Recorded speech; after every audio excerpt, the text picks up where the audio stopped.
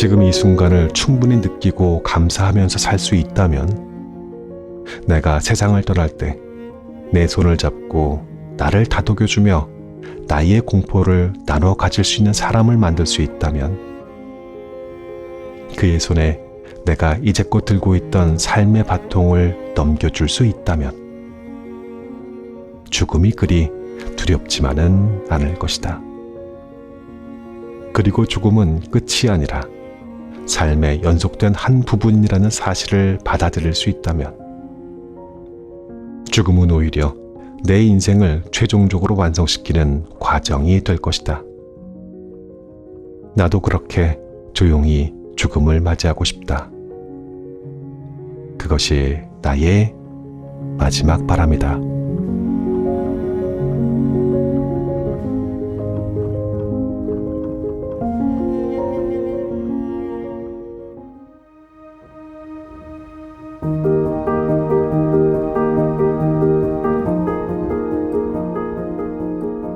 안녕하셨습니까?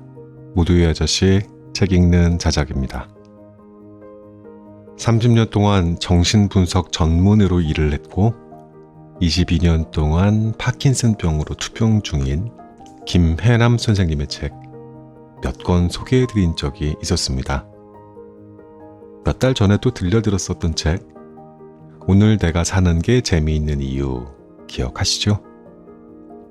그 책이 큰 사랑을 받아 10만 부가 넘게 팔려서요.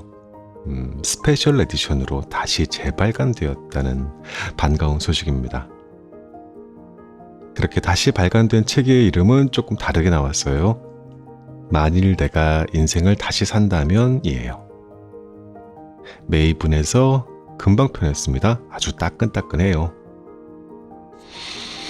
저자는 지금껏 살면서 한 가지 후회하는 게 있다면 스스로를 너무 닥달하며 인생을 숙제처럼 산 것이라고 합니다. 의사로, 엄마로, 아내로, 며느리, 딸로 살면서 늘 의무와 책임감에 치여서 어떻게든 그 모든 역할을 너무 잘 해내려 애만 쓰고 살았다고요. 그러다 보니까 정작 누려야 할 삶의 즐거움들을 놓쳐버린 게 아닌가. 그러다 22년 전 43세 파킨슨병을 진단받으면서 알게 되었다고 했어요. 놓쳐서는 안 될 인생의 소중한 것들이 무엇인지 후회 없는 인생을 살고 싶은 사람들에게 말해주고 싶은 것도 딱 한 가지랍니다. 하나의 문이 닫히면 또 하나의 문이 열립니다.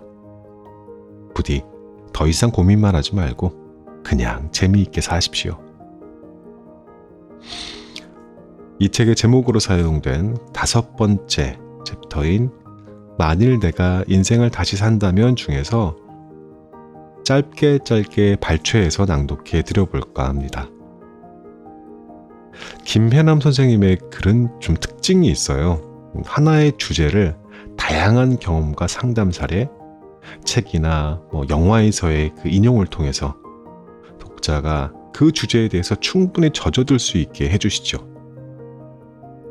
그런데 저는 또 나름대로 나무님들께 여러 주제에 대해서 들려드리고 싶으니 어쩝니까? 발췌를 해서 조금씩 들려드릴 텐데 그래서 앞뒤의 내용이 살짝 문단과 문단이 좀 안 맞을 수 있어요. 특유의 그 충분히 젖어드는 경험을 하실 수는 없을 수 있는데 여러 번 말씀드리지만 내용이 조금 부족했다 싶으시면 어떻게 해야 된다고요? 네, 책을 구매해서 더 살펴보실 것을 권합니다. 자, 이제 그럼 자작나무 약국의 문을 열겠습니다.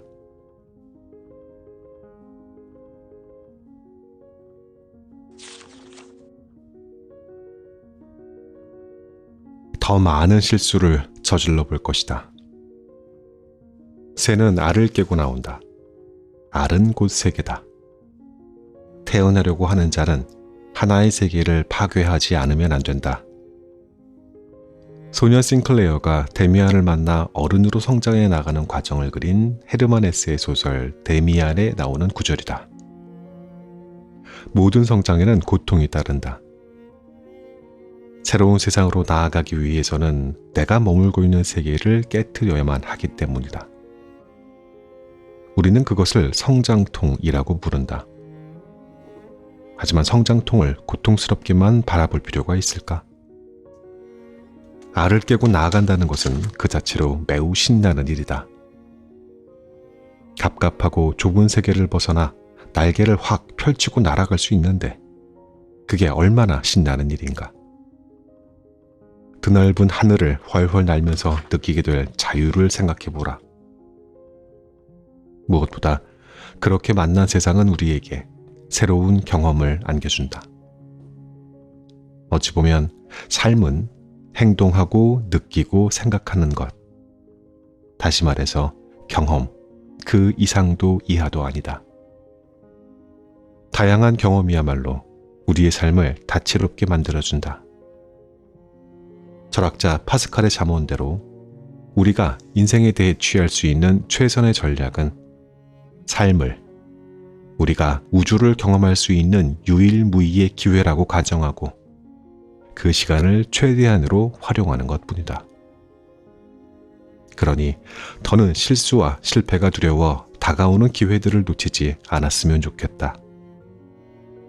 살아보니 웬만한 실수와 실패로는 인생이 무너지지 않는다.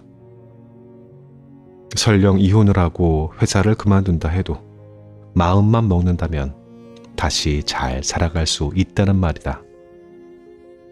그러므로 작은 실수 하나도 용납하지 못하고 자책하면서 스스로를 너무 몰아세우지 않기를 바란다.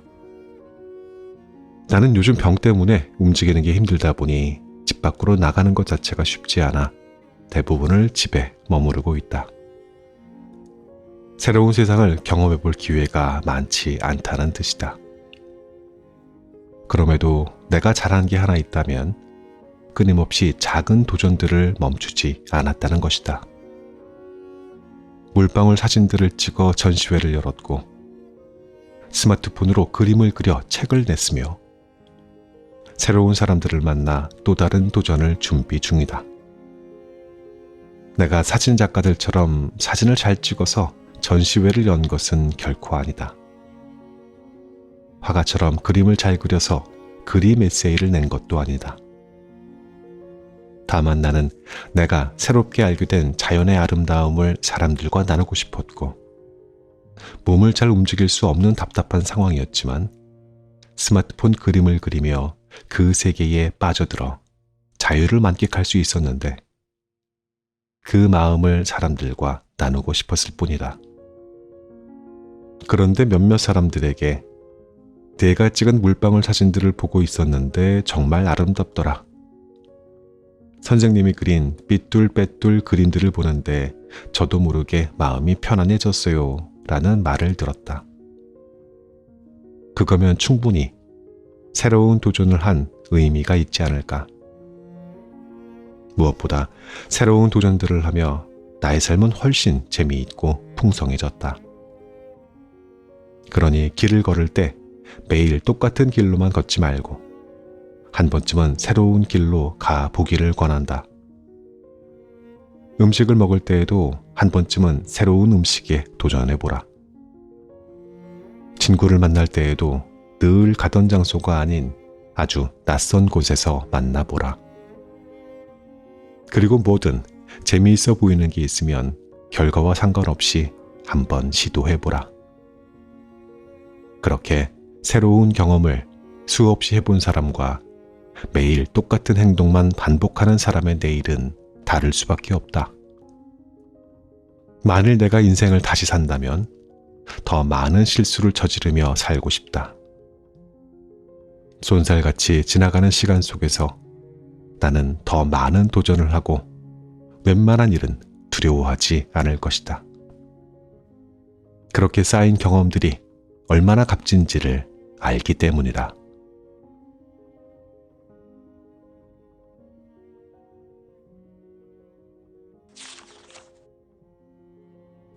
나이 듦을 두려워하지 않을 것이다.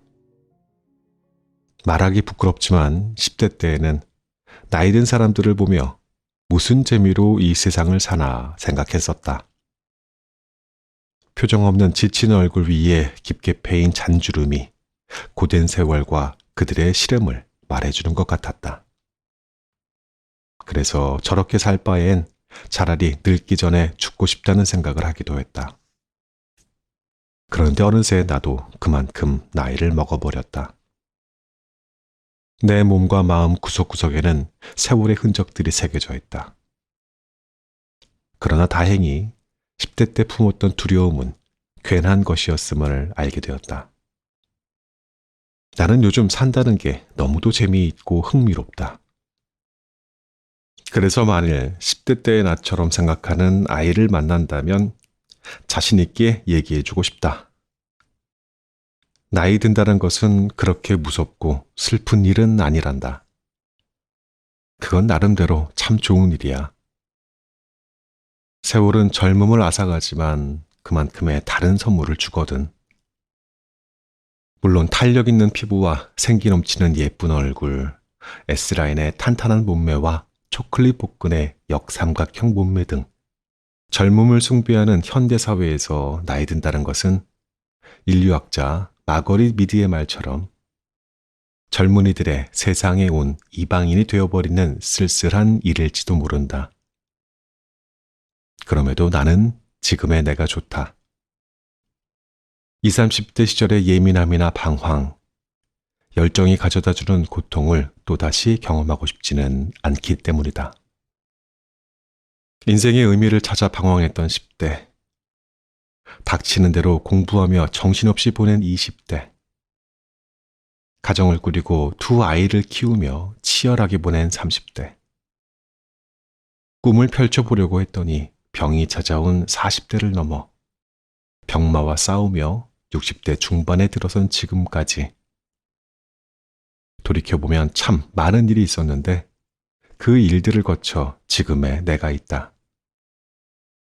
그리고 그렇게 세월을 거치며 단단해진 나 자신이 좋고 세상에 대해 좀 더 깊은 이해를 하게 되고 웬만한 일들은 수용할 수 있는 여유로움을 갖게 된 지금이 좋다. 어떻게 살아야 행복한지, 삶에서 진정으로 중요한 게 무엇인지 볼 수 있는 눈 또한 세월이 내게 준 소중한 선물이다. 어떻게 늙는 것이 잘 늙는 것인지에 대한 정답은 없다. 노년기는 활동적이고 혈기왕성한 시기가 될 수도 있고 한 발 뒤로 물러난 고요한 시기가 될 수도 있다. 또 우리가 이제껏 알고 항해해온 것들을 다지거나 혹은 탐험을 시작하는 시기가 될 수도 있다. 안락 의자에 앉아 몸을 흔들며 노년기를 보내는 것이 어떤 노인에게는 좋은 시간이 될 수도 있다. 인생을 어떻게 살아야 한다는 특별한 기준은 없다. 각자 자신이 살아온 방식대로 혹은 자신에게 가장 만족스러운 방식대로 살아가는 것이 최선의 삶이다. 나이 듦을 어떻게 바라볼 것인가에 대한 내 이야기가 너무 싱겁다고 느낄지도 모르겠다. 하지만 나는 이렇게 말하고 싶다. 결국 중요한 것은 두려워하지 말아야 한다는 것이다. 노인들은 이제껏 그들의 인생을 살아오면서 크고 작은 굴곡을 지나고 삶의 쓴맛 단맛을 다 경험하며 성실하게 자신의 운명을 개척해왔다. 앞으로도 계속 그렇게 나아가면 된다. 우리가 어린 시절부터 쭉 그래왔듯이 다만 내 인생은 결국 내 책임이라는 사실 하나만 정확히 알고 있으면 된다. 그런 의미에서 나는 50이 넘으면서부터 종종 어떤 할머니가 되고 싶은지 그려보곤 했다. 그때 나는 미처 발견하지 못했던 세상의 세세한 부분에 감탄하며 더 많은 것들을 보고 듣고 느낄 수 있는 할머니가 되고 싶다고 했었다. 생의 불합리와 부조리를 웃어넘기는 여유와 포용력을 가진 따뜻하고 유쾌한 할머니가 되고 싶다고. 손주들이 힘들 때 마음 놓고 푸념할 수 있는 할머니가 되면 참 좋겠다고도 했다. 그럼에도 솔직히 아들과 딸이 결혼을 하고 아이를 낳는 것이 그래서 내가 할머니가 된다는 것이 상상이 가지 않았다. 그런데 어느덧 세월이 흘러 나에게는 2명의 손자가 생겼다. 그렇게 막상 할머니가 되어 보니 50대 때 내가 생각했던 것들이 욕심이었다는 생각이 든다. 너무 완벽한 할머니상을 그리고 있었다는 생각이 드는 것이다. 왜냐하면 나는 너무 서툰 초보 할머니이기 때문이다. 집에 놀러 온 지 얼마 되지 않았는데 손자들이 가겠다고 하면 서운해서 그 마음을 감추지 못하고 결혼한 딸에게 왜 자주 집에 오지 않느냐고 푸념을 늘어놓기도 한다. 무엇보다 손자들이 커가는 모습을 오래도록 지켜봐주고 싶은데 그럴 수 없을까봐 마음이 조급해진다. 그래서 나에게는 이 모든 순간순간이 귀한데 그런 내 마음을 몰라주는 딸과 손자들에게 종종 서운한 마음이 든다. 그럴 때마다 나는 참 멀었다는 생각을 하게 된다. 언제쯤 나는 따뜻하고 유쾌한 할머니가 될 수 있을까? 그나마 다행인 것은 나에게는 아직 시간이 남아있고 그 시간 동안 조금은 노력해 볼 수 있다는 것이다. 그래서 나는 여전히 나의 미래가 기대된다. 그것이 내가 나이 듦을 두려워하지 않고 기꺼이 받아들이는 이유다.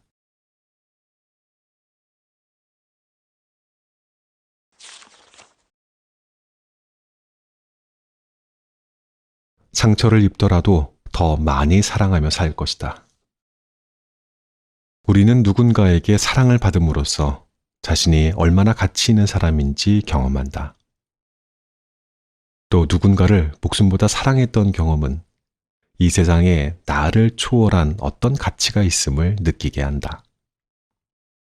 뿐만 아니라 사랑에 빠졌을 때의 합치감과 시간이 정지된 듯한 느낌은 우리의 한시적인 인생에도 영원성이 있음을 깨닫게 한다.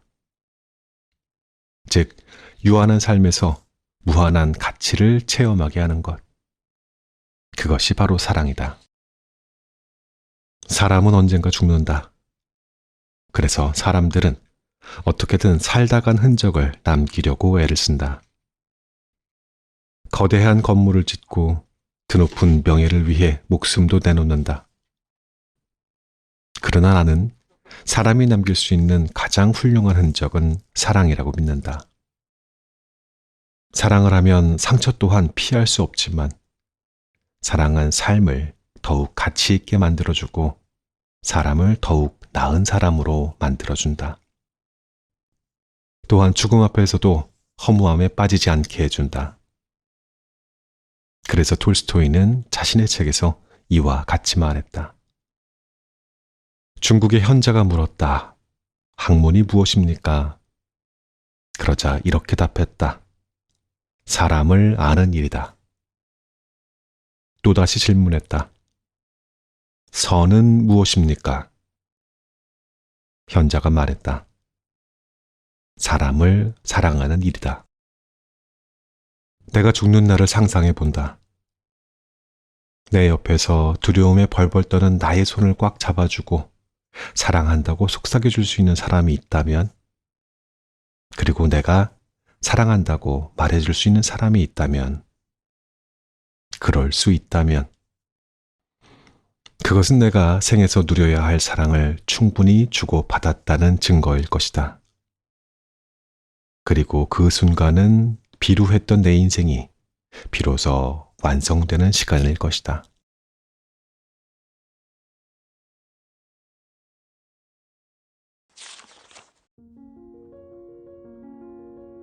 한 번쯤은 무엇에든 미쳐볼 것이다. 무엇엔가 미쳐본 적이 있는가? 마치 열이라도 하듯 무엇엔가 풍덩 빠져본 적이 있는가? 자나깨나 그 생각이요. 그 생각만 하면 가슴이 뜨겁고 두근거리며 그 일을 할 때면 자신조차 잃어버리는 무아지경에 빠져본 적이 있는가 말이다. 만일 그렇다면 당신은 이제 무엇이든 할 수 있는 사람이다.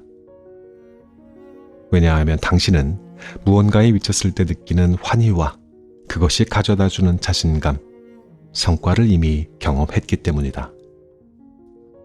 하나에 미칠 줄 알면 다른 것에도 미칠 수 있다. 열애에 빠진 사람에게 세상이 신비롭고 아름답게 보이는 것처럼 어느 하나에 미치게 되면 세상과도 연애를 하게 된다.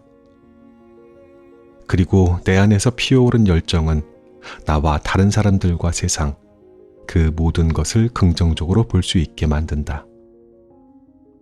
더 나아가 교육심리학자인 미하이 칙센트미하이 교수는 인생에서 중요한 것은 나만의 삶의 방식을 찾아내는 일이라고 주장하며 무언가에 빠져서 몰입하는 시간이 자신만의 삶의 방식을 찾아내는 일을 가능하게 한다고 말한다. 어떤 것에 미친다는 것은 열정을 가진다는 뜻이다. 그리고 그 열정을 행동으로 옮긴다는 뜻이다. 미칠 듯한 열애는 무모한 젊은 시절에나 가능한 것일지 모르겠지만 그것을 제외하고 무언가에 미쳐보는 일은 언제나 가능하다. 그러니 한 번쯤은 일이든 취미든 인생의 의미를 부여할 수 있는 일에 당신을 다 던져보라. 미치도록 무언가에 열중했던 경험은 당신이 훗날 무엇에든 도전하고 성취할 수 있도록 도울 것이다. 또한 살아있음의 환희를 당신에게 안겨줄 것이다.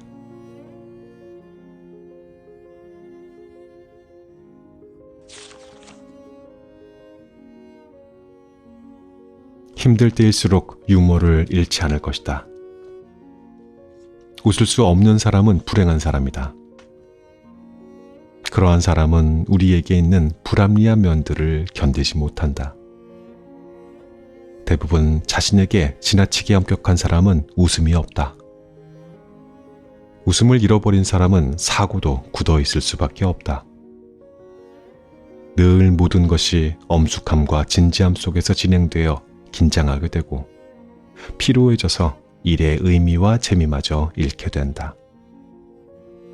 반대로 항상 웃고 쾌활하게만 보이는 사람도 역시 기본적으로는 불행한 사람이다. 왜냐하면 그는 자신의 슬픔을 부정하고 이에 대한 반동으로 모든 일에 웃음을 보이기 때문이다. 마치 울지 않기 위해서 웃으려는 것과 같다. 그러나 정상적인 사람들은 웃음을 통해 자신의 공격성을 조절하는 법을 배우고 그것을 두려워하지 않기 때문에 웃어야 할 때 웃을 수 있다. 인간에게 가장 큰 재앙은 죽음이 아니라 살아가는 동안 내면에서 죽어가는 것들이다. 슈바이처의 이 말은 우리에게 가장 큰 재앙은 죽음이나 이별이 아니라 그러한 인생의 비극 속에서 웃을 수 있는 능력이 없는 것이라고 일러준다. 웃음을 잃어버리면 감정적인 여유마저 잃게 된다. 건강한 어른으로 살아가려면 유머를 사용하고 즐길 줄 알아야 한다. 어른으로 살아가기 위해 어쩔 수 없는 상실을 인정하고 흘려보내며 그 상실과 슬픔을 잘 감싸 안기 위해 우리에게는 유머가 꼭 필요한 것이다. 그러나 무엇보다 중요한 건 유머러스한 눈으로 세상을 바라보는 것이다. 그것이야말로 불합리하고 우스꽝스러운 삶을 껴안는 최선의 방법이다. 하지만 자신과 세상에 대해 유머러스한 태도를 가지기 위해서는 기본적으로 심리적인 안정과 유연함을 갖추고 있어야 한다. 또한 좌절과 모순, 상실을 견딜 수 있는 힘도 필요하다. 인생의 희로애락을 경험한 사람들이 짓는 잔잔한 웃음이 가치 있게 보이는 것은 바로 그 웃음이 모순을 겪고 난 뒤에 현실을 긍정하는 태도에서부터 배어 나오기 때문이다. 그러므로 유머 감각이 없다고 너무 고민하지 말고 우선 쉽게 흥분하지 않는 법, 상황을 파악하는 힘부터 기를 필요가 있다. 그리고 인생의 다양한 측면을 포용하도록 노력해야 한다. 그래야만 당신을 포함한 모든 사람을 웃음으로 껴안을 수 있을 테니까 말이다. 니체는 말했다. 환하게 웃는 자만이 현실을 가볍게 넘길 수 있다고. 그러니 맞서 이기는 게 아니라 유머러스하게 넘어서는 것이 중요하다고.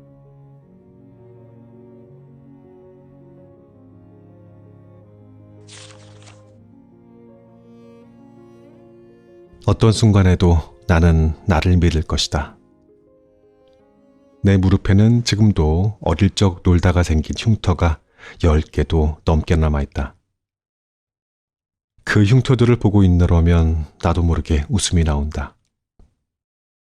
비행기 낙하산 놀이를 하다 계단 모서리에 무릎을 부딪혀 뼈가 보일 정도로 깊게 베어 생긴 흉터.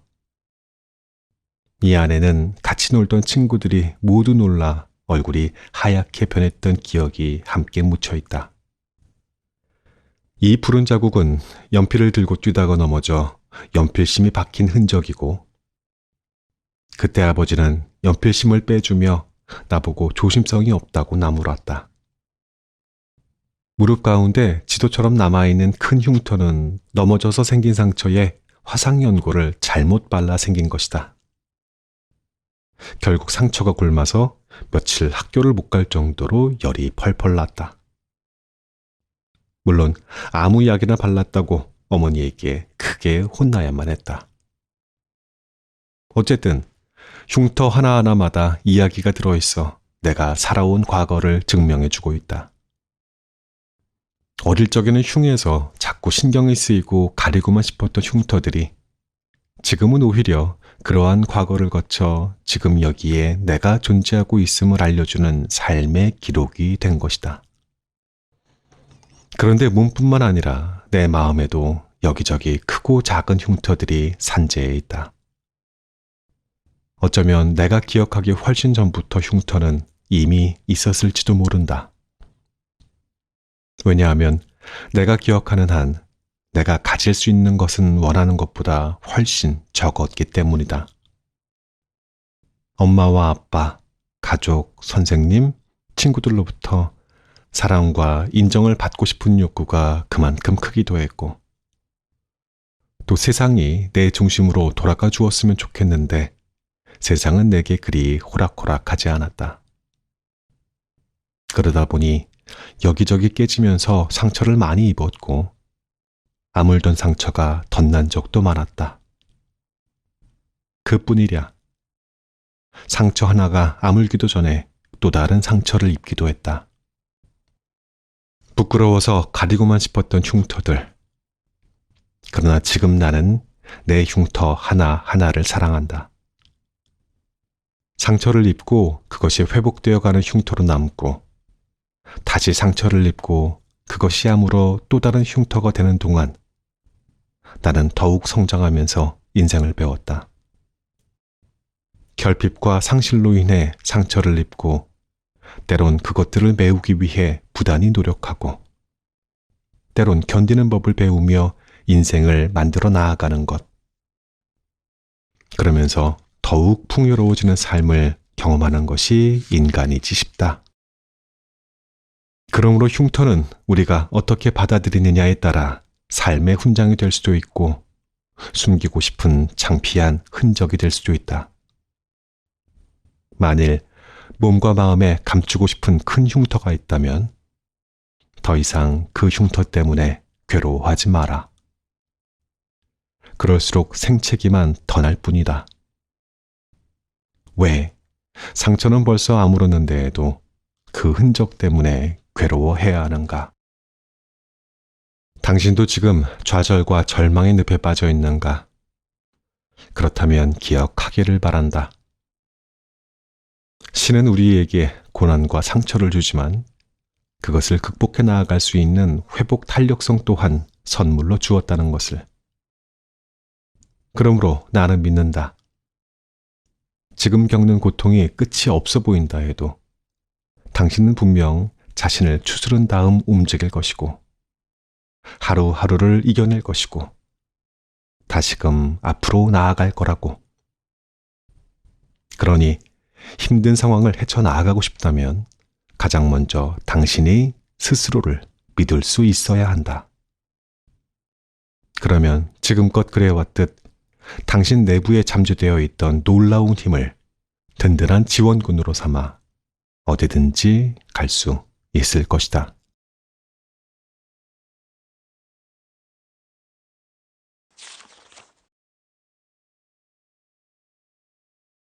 그리고 조용히 죽음을 맞이할 것이다.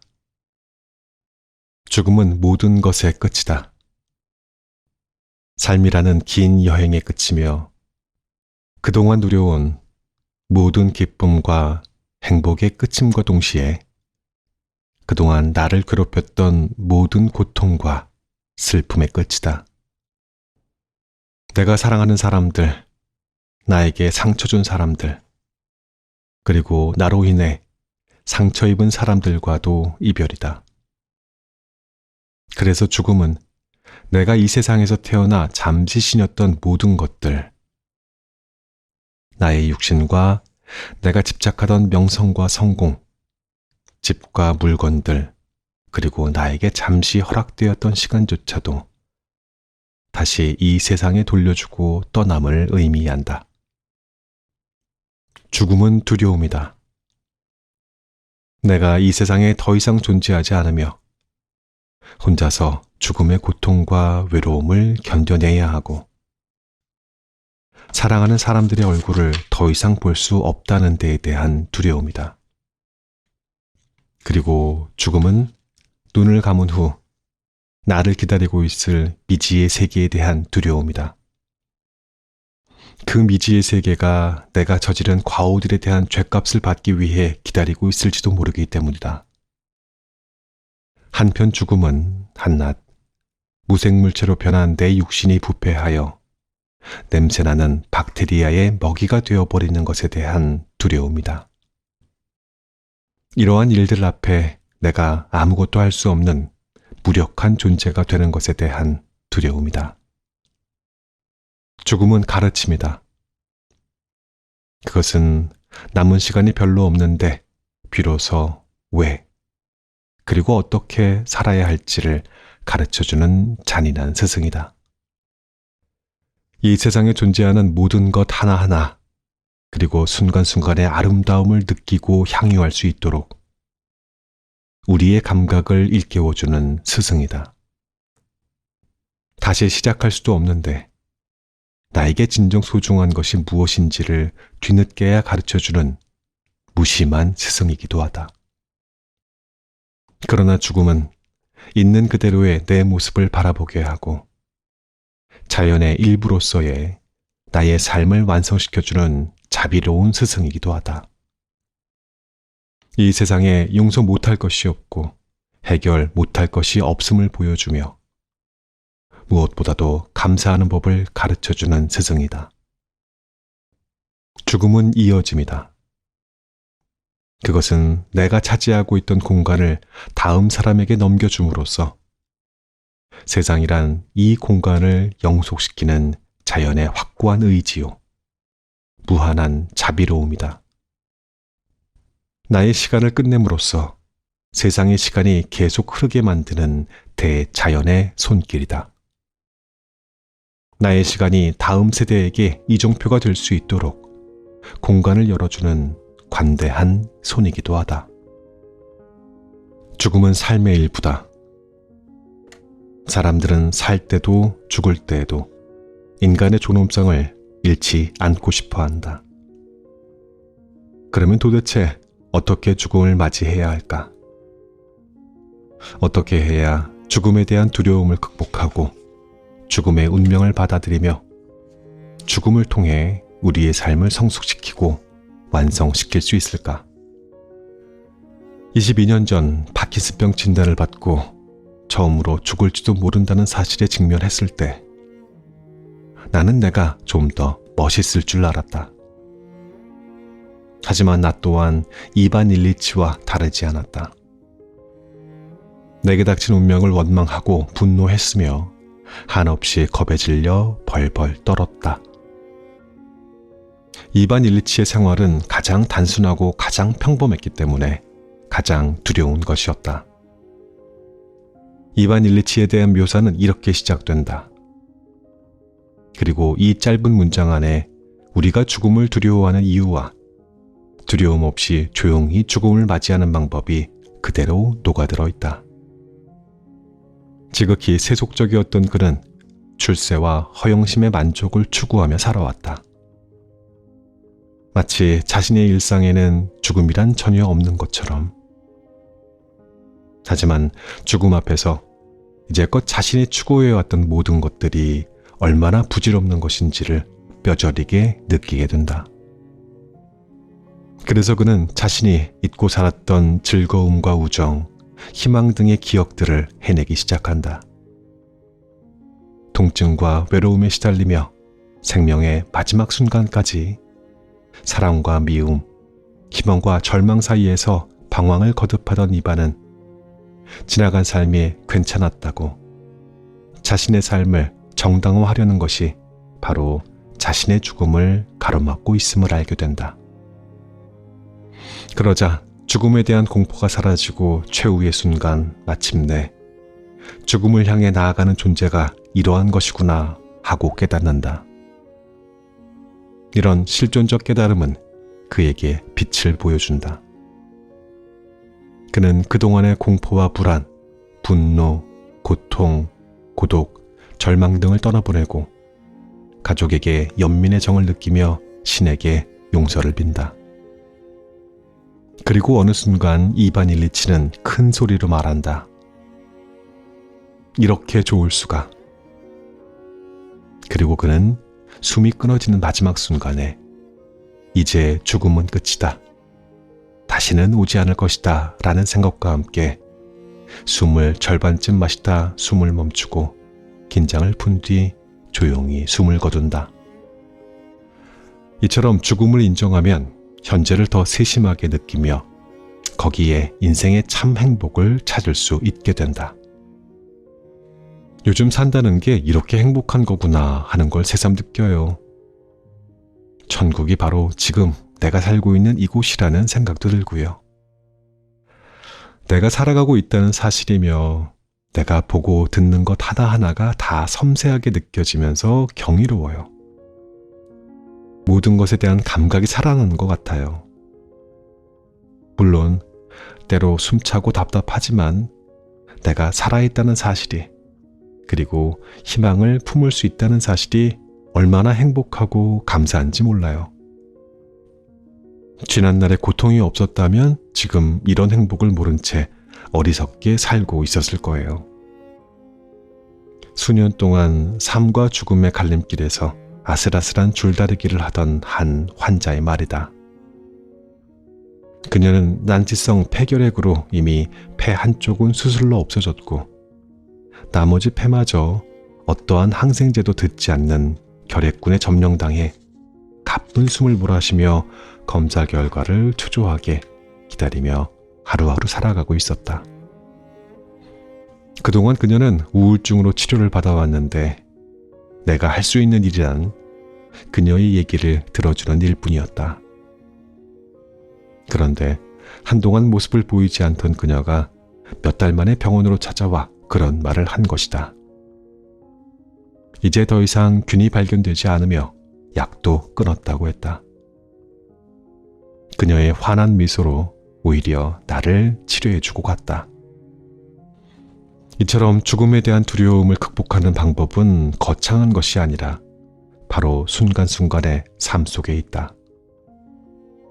지금 이 순간을 충분히 느끼고 감사하면서 살 수 있다면 내가 세상을 떠날 때 내 손을 잡고 나를 다독여주며 나의 공포를 나눠 가질 수 있는 사람을 만들 수 있다면 그의 손에 내가 이제껏 들고 있던 삶의 바통을 넘겨줄 수 있다면 죽음이 그리 두렵지만은 않을 것이다. 그리고 죽음은 끝이 아니라 삶의 연속된 한 부분이라는 사실을 받아들일 수 있다면 죽음은 오히려 내 인생을 최종적으로 완성시키는 과정이 될 것이다. 나도 그렇게 조용히 죽음을 맞이하고 싶다.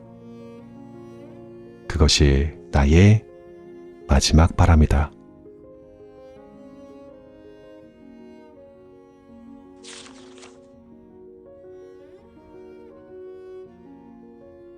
이 책의 낭독은 이쯤 하고 그만 물러갑니다. 또 좋은 책 가지고 금방 돌아올게요. 그때까지 안녕히 계십시오.